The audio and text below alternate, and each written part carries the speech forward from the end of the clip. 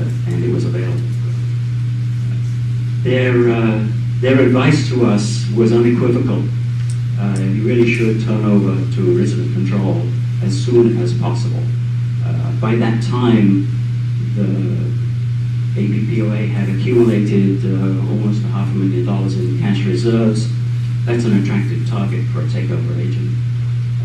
And so, since we don't control APH and don't have any significant influence in their future, should they take on another partner or sell themselves to some other organization, APPOA would have felt under their control that they were still the declarant. So it made sense to move toward turnover as soon as possible, just so that we control the checkbook for no other reason.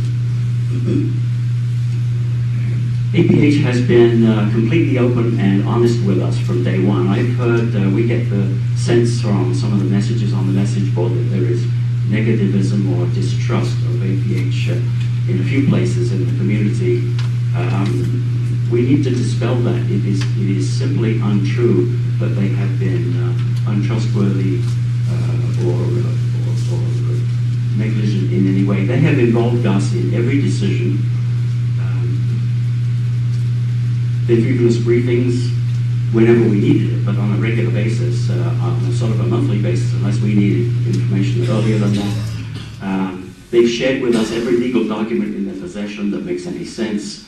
We really cannot speak highly enough of the people of APH, and especially the representative of them that we deal mostly with, which is Griff Garment. Most of you have met him at one point or in time, not as often as we have, but this man is very honest. The partnership is very honest, and they've done their very best to level with us and give us the facts, whether they or we like the facts or not. The fact is, we've had all the information.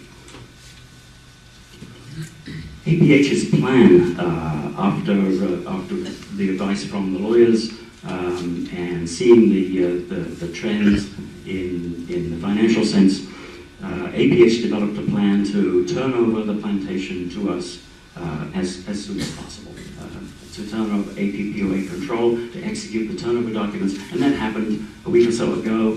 The election will be on February 21st to populate the board with 3 new elected members, and the three APH members will resign. APH will always have the option of appointing one person to the board, one seat, as long as they own at least one lot. I can't see them getting rid of their very last lot for the foreseeable future. So their plan is to turn over. That's done. Some of the documentation is still in process, but effectively it's done. Then the next step is to present the amenities to the plantation for us to acquire and operate. Simultaneously, they intend to throttle back on the sales and marketing program. It has been costing them a fortune in the last couple of years to maintain a very high presence in the trade shows, in the marketing world. And when there's no market, it really doesn't make sense to invest a whole lot of money in marketing, and so they're going to throttle that back quite a bit, and through this spring. Sales organization will remain, and so resales